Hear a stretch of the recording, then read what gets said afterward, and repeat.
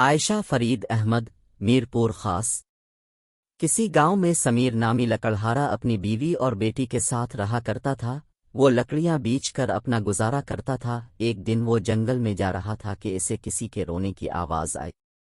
اس نے آدیر الفادیر دیکھا اور آگے بڑھ گیا، لیکن آواز پھر آنے لگی۔ اب وہ آواز کی سمت بڑھا، تھوڑی دور جا کر دیکھا تو ایک بچہ رو رہا تھا۔ سمیر نے بچے سے رونے کی وجہ پوچھی تو بچے نے کہا کہ میرے ماں باپ کل اس نہر میں ڈوب گئے اور میں اکیلا رہ گیا۔ سمیر نے کچھ سوچا اور اس بچے کو گھر لے گیا۔ بچے کو بیوی کے حوالے کر کے وہ لکڑیاں کاٹنے چلا گیا۔ آج اسے لکڑیاں لے کر بازار جانا تھا۔ وہ بازار گیا تو ایک فیکٹری کے سیٹھ نے اس سے کہا کہ آج سے تمہاری ساری لکڑیاں میں ہی خریدوں گا۔ یہ سن کر سمیر خوش ہو گیا۔ سیٹھ نے اسے دوگنی رقم دی تھی۔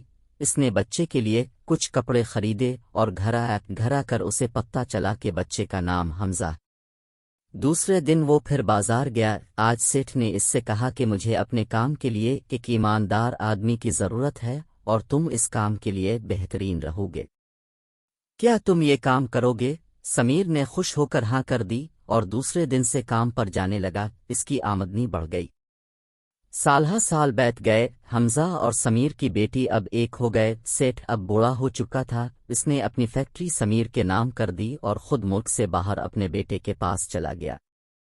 کچھ عرصے میں سمیر نے شہر میں اپنا بنگلہ بنا لیا تھا۔ اب وہ لوگ اس بنگلے میں رہنے لگے۔